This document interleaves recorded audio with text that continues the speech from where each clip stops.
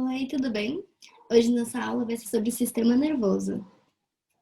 Nessa aula nós vamos falar sobre anatomia, tecido, sinapse de memória, efeitos do álcool e café no sistema nervoso e doenças neurodegenerativas. Primeiro, eu gostaria de falar que o sistema nervoso é integrador das informações do corpo. Ele tem uma função sensorial, que é sentir os estímulos do meio externo, uma função integradora, que é integrar e processar essas informações, e a função de resposta, que é gerar respostas para as outras partes do corpo. Sobre a anatomia, temos vários tipos de divisão para o sistema nervoso. A primeira que nós vamos falar é a divisão anatômica, que divide o sistema nervoso em central, que fica dentro da parte craniana e do canal medular. Nele, ele recebe informações e interpreta, assim como gera respostas para enviar para o resto do corpo. Nós também temos o sistema nervoso periférico, que é o que informa o sistema nervoso do que está acontecendo no meio externo. Então, ele pega esses estímulos e envia para o sistema nervoso central. Nós também temos a divisão funcional, que divide em sistema nervoso somático, que tem controle voluntário e tem relação do indivíduo com o meio externo. Temos o sistema nervoso visceral ou autônomo, que tem controle involuntário e tem relação do indivíduo com o meio interno. Então, tem mais relação com a homeostase do corpo. O sistema nervoso autônomo, ele tem uma parte simpática e parasimpática. Normalmente a parte simpática tem relação com as chamadas reações de alarme. Então, normalmente ele tem um maior gasto de energia e ele estimula os órgãos. E o parasimpático tem uma função contrária. Então, ele visa a preservação dos órgãos e gasta menos energia, tendendo a desestimular os órgãos.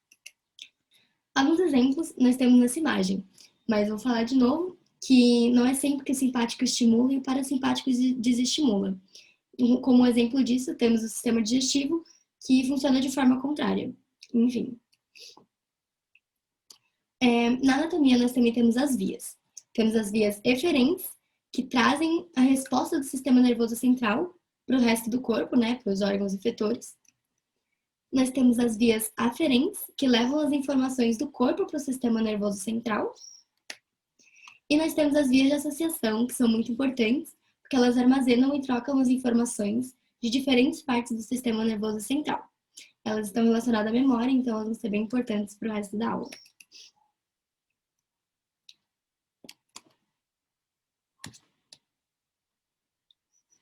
Como é que para? Como é que para?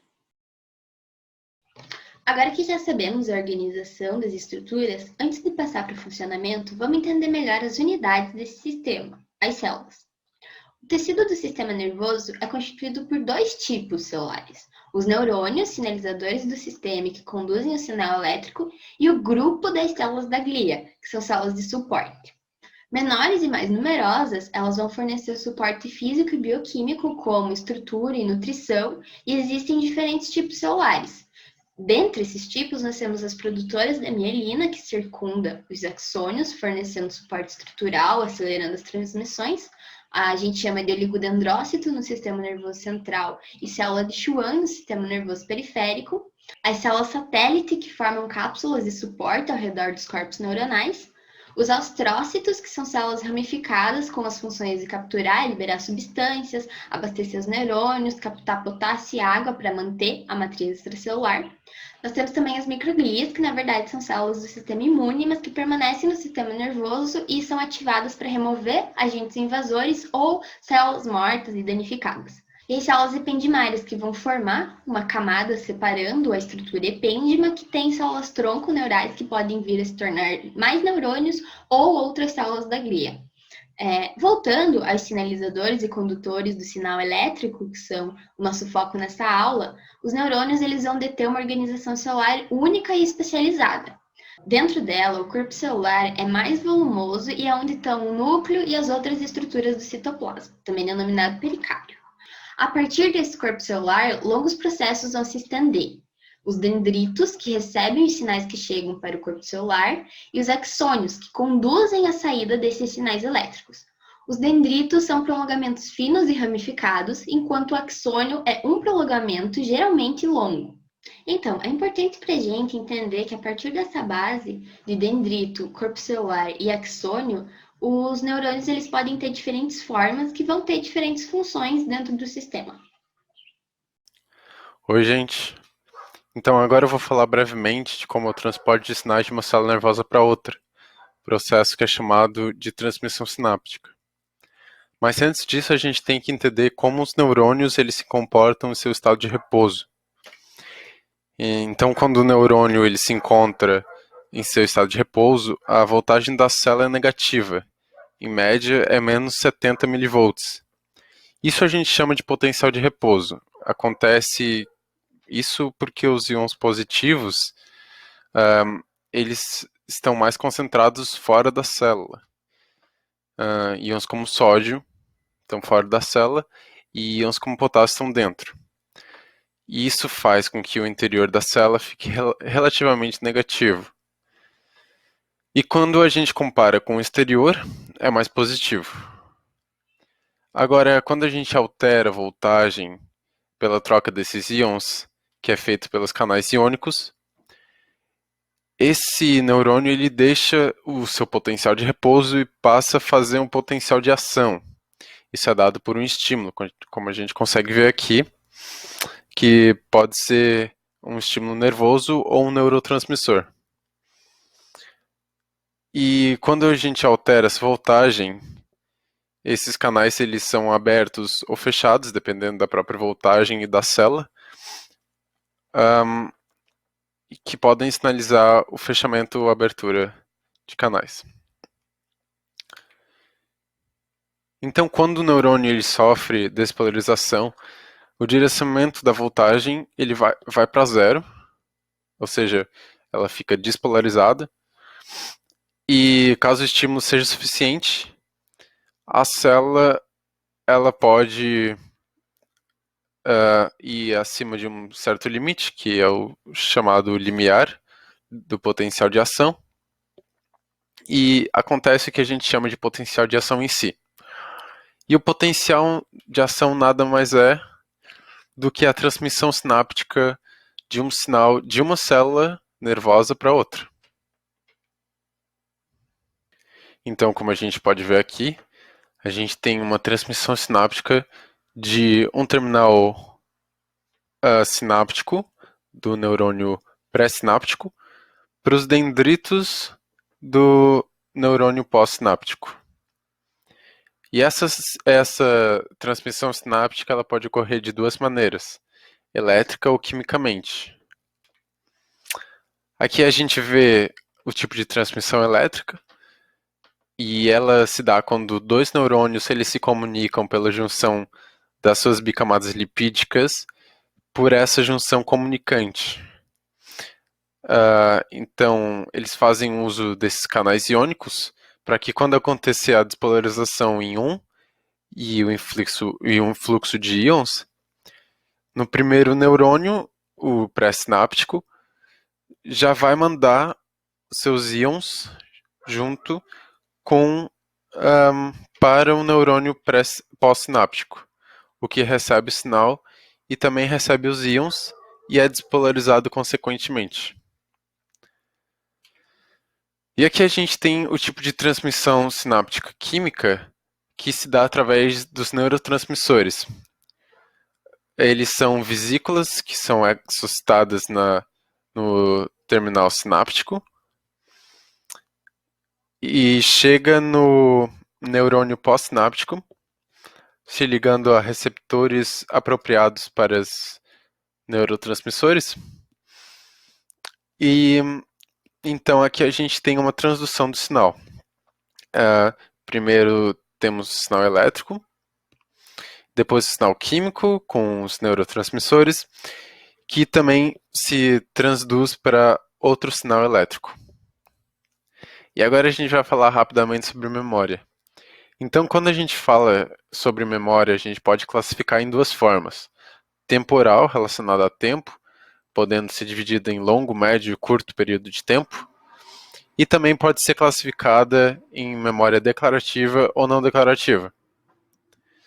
A memória do tipo declarativa ela está relacionada mais com a forma consciente, como os acontecimentos, os aprendizados e sensações.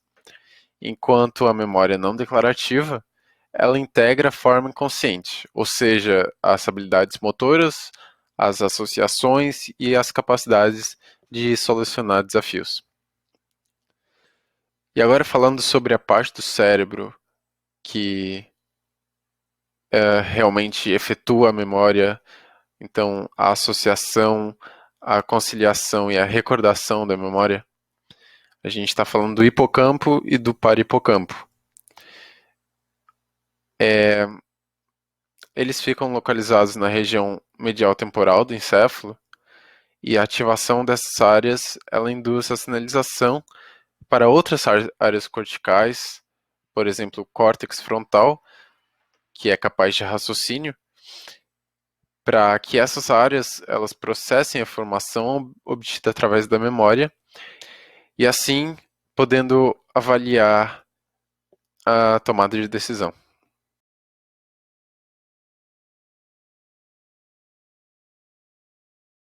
Oi, eu sou a Giovana e agora a gente vai assimilar esses conteúdos com situações mais práticas, por exemplo, o efeito do álcool e da cafeína no sistema nervoso central e também vamos falar sobre doenças neurodegenerativas. Primeiro, a gente precisa entender como que o álcool é metabolizado no nosso corpo e o metabolismo vai depender de alguns fatores, por exemplo, a idade, a genética, o peso, a alimentação, se essa pessoa está em jejum ou não, e a bebida.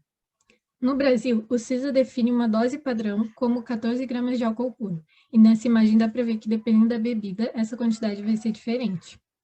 Mas apesar desses fatores, o álcool vai ser metabolizado da mesma forma. Como ele é solúvel em água e gordura, ele vai ser absorvido diretamente no estômago e vai cair na corrente sanguínea. É importante ressaltar que a intoxicação do álcool vai depender da concentração dele no sangue e no cérebro. Quando ele chega no fígado, o etanol, o álcool, vai ser convertido em acetaldeído, que é um composto tóxico, e depois em acetato. Esse acetato vai entrar no ciclo de Krebs como acetil-CoA, o ciclo de Krebs lá da respiração celular, e aí ele vai ser eliminado como gás carbônico e água. Além disso, o acetil-CoA também pode participar na produção de lipídios. Agora você pode pensar, se esse álcool vai ser todo metabolizado, então tá liberado, né? Eu posso tomar um monte que não tem problema. Se não fosse tão rápido, se não fosse tão devagar assim, não teria problema. Olha só como a eliminação ela demora.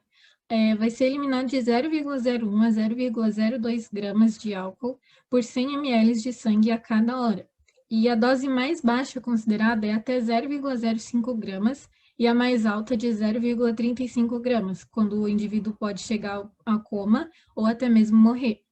Então, mesmo que ele seja metabolizado no nosso corpo, ele vai ficar ainda circulando e causando seus efeitos.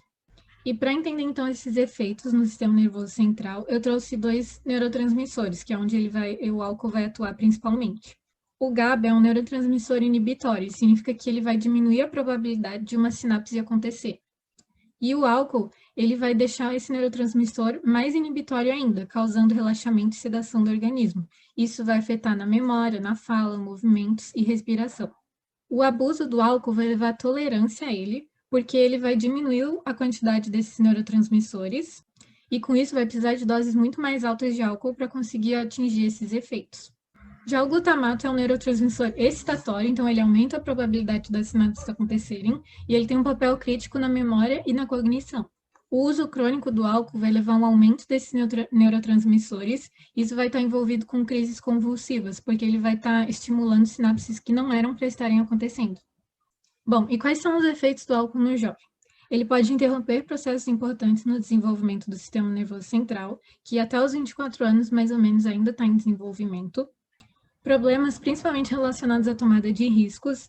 Por exemplo, tem um dado da CISA que diz que os acidentes mobilísticos são 2 vezes maiores em jovens de 16 a 20 anos que usaram bebida alcoólica do que os de 21 anos ou mais. Outras situações de risco que podem acontecer além desses acidentes são o suicídio e a violência sexual. E além disso, quanto mais cedo o indivíduo começar a ingerir as bebidas alcoólicas, maior será a chance dele desenvolver dependência e um quadro de alcoolismo. E, por fim, queria trazer essa reflexão de que os maiores problemas estão envolvidos com o abuso do álcool.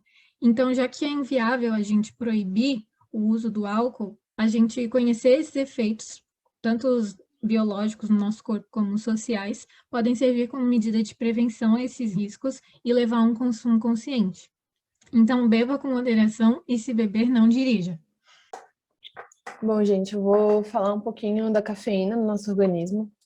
A cafeína ela é um estimulante, ao contrário do álcool, no nosso sistema nervoso, que é um depressivo, né? Então, ela aumenta a pressão arterial e acelera os batimentos cardíacos. O efeito estimulante dela na pessoa depende de alguns fatores, como a genética, os hábitos, tipo o tabagismo, né? E o uso de outros fármacos, que seriam outras drogas, né? Então, a cafeína, por ser uma droga, ela vai interagir com as outras e pode alterar os seus efeitos. Tem a questão da dosagem da cafeína, né? Que afeta também os efeitos dela e como ela age no nosso organismo. Então, até 300 a 400 miligramas por dia, para uma pessoa adulta em geral, não tem efeitos colaterais ou riscos. Isso são mais ou menos 4 xícaras de 50 ml, aqueles expressinhos pequenos, ou um pouco menos de 4 latas de refrigerante de cola, que são tipo Coca-Cola, assim. Esses 400 miligramas são, no caso, 400 miligramas para homens, 300 miligramas para mulheres em idade reprodutiva. Para crianças é 2,5 miligramas por quilo. Isso vai mudando por idade ou por peso. Mas cada pessoa é uma pessoa, né? Então isso pode alterar bastante. Acima dessas doses, a gente começa a observar alguns efeitos negativos, né? Como as dores de cabeça, as enxaquecas, redução na qualidade de sono, ou dificuldade para dormir, o que pode também levar a um quadro de insônia e cansaço também. Então, tem estudos que mostram que pessoas que não ingerem nenhuma cafeína durante o dia, elas têm mais energia do que pessoas que ingerem a cafeína e que vão ingerindo cafeína durante o dia. Então, a cafeína, ela dá aquele pico de energia por um curto período de tempo, mas quem não toma cafeína consegue ter uma energia mais estável, assim, durante o dia. Então, eu trouxe também esse trecho aqui de uns artigos que eu li sobre esse conteúdo, que diz que muitos brasileiros são considerados como viciados em cafeína, porque eles tomam doses superiores a esse limite diário, né? E ela é usada principalmente para aumentar o estado de alerta por estudantes, motoristas, trabalhadores, né? Que tomam para continuar estudando, para continuar trabalhando, para continuar dirigindo por longos períodos de tempo. Então, a cafeína é uma droga que causa dependência física e psicológica, e ela opera por mecanismos similares às anfetaminas e à cocaína. Os seus efeitos, entretanto, são mais fracos do que essas drogas, mas agem nos mesmos receptores do sistema nervoso central. O uso da cafeína nos esportes, eu trouxe isso para a gente ver mais ludicamente, assim, como que ela age dentro do nosso corpo e como que o nosso corpo externaliza isso, que eu acho que dá para ver bem isso nos esportes. Então, ela causa uma melhoria no nosso desempenho, na nossa disposição, além da performance cognitiva. Também tem uma redução da fadiga e é associada com a melhora em exercícios tanto de alta intensidade quanto de provas de resistência. Porém, não tem evidências de efeito sobre força muscular máxima ou contrações musculares voluntárias. E assim como outras drogas que melhoram o desempenho em competições, o uso da cafeína é considerado doping. Então, tem que tomar cuidado com isso se for usar cafeína para ajudar nos treinos, esse tipo de coisa. Como é que a cafeína é utilizada, né, ingerida? A cafeína ela é usada através de bebidas energéticas e suplementos, que são encontrados como pó ou como comprimidos. Então, tem como tomar cuidado com isso, porque um suplemento pode chegar a ter mais de 400 miligramas de cafeína em um só, que é uma dose diária completa. Então, é muito fácil ter uma overdose de cafeína com esses suplementos, né? Os energéticos, eles são outra questão também, porque além do ponto nos esportes, também se vê muito em momentos sociais, né, o energético, e sendo misturado com um álcool. Então, é muito fácil, a pessoa vai ali tomando e tal, querendo o efeito do álcool, muito fácil a pessoa se passar na questão da cafeína também, e ter os efeitos negativos da cafeína. Então, tem que tomar cuidado com isso também. Por serem tão concentrados, o uso indiscriminado desses suplementos por atletas pode ser perigoso, causar efeitos adversos, como taquicardia ou tremores, e pode até mesmo ser fatal. Então, tem estudos que também mostram mortes por overdose de cafeína, né? Pessoas que foram encontradas mortas, né? Com doses excessivas de cafeína no sangue. Então, a suplementação deve ser sempre acompanhada por um profissional. E é isso aí. Beba com moderação. Doenças neurodegenerativas. Doenças neurodegenerativas são doenças onde há destruição progressiva e irreversível dos neurônios, que são as células responsáveis pelas funções do sistema nervoso, né? E substâncias psicoativas são substâncias que têm efeitos no sistema nervoso, principalmente no sistema nervoso central, afetando as suas funções de alguma maneira. Alzheimer, por exemplo, é o tipo de demência, doença neurodegenerativa mais comum. Ela é causada por algumas lesões comuns observadas entre os pacientes, apesar de ainda não se ter certeza qual a razão. Um exemplo dessas lesões são as placas senis, que são causadas pela deposição da proteína beta-amiloide no meio extracelular e também no meio do neurônio, causando a destruição dos mesmos. Outra lesão é a agregação da proteína tau, que causa a destruição dos microtúbulos e leva à falência dos neurônios. Nessa doença também ainda existe a redução do número de neurônios, ligação entre eles e do número de sinapses. Outra doença neurodegenerativa bem conhecida é o Parkinson, que ele é causada por uma degeneração severa dos neurônios dopaminérgicos da substância negra do cérebro. E isso causa uma incapacidade do controle voluntário do movimento, coordenação motora, etc., causando aquela conhecida tremedeira que a gente conhece pelo Parkinson, né? Em relação às substâncias psicoativas e a doenças neurodegenerativas, o cigarro e a nicotina estão associados ao dobro de ocorrência de demência pela doença de Alzheimer, outros tipos de demência e acidentes vasculares cerebrais. Fetos que entram em contato com a substância podem nascer dependentes da droga ou já nascerem com lesões e deficiências mentais e físicas. Os indivíduos que fazem uso da substância também estão sujeitos a alterações cerebrais, como dito anteriormente. Em relação à doença de Parkinson, a nicotina pode ter um efeito neuroprotetor, com um pequeno efeito de melhora de aprendizado, memória e atenção. Pesquisas apontam que isso pode estar ligado à habilidade que a nicotina tem de suprimir o apetite, isso sem provocar efeitos psicológicos adversos.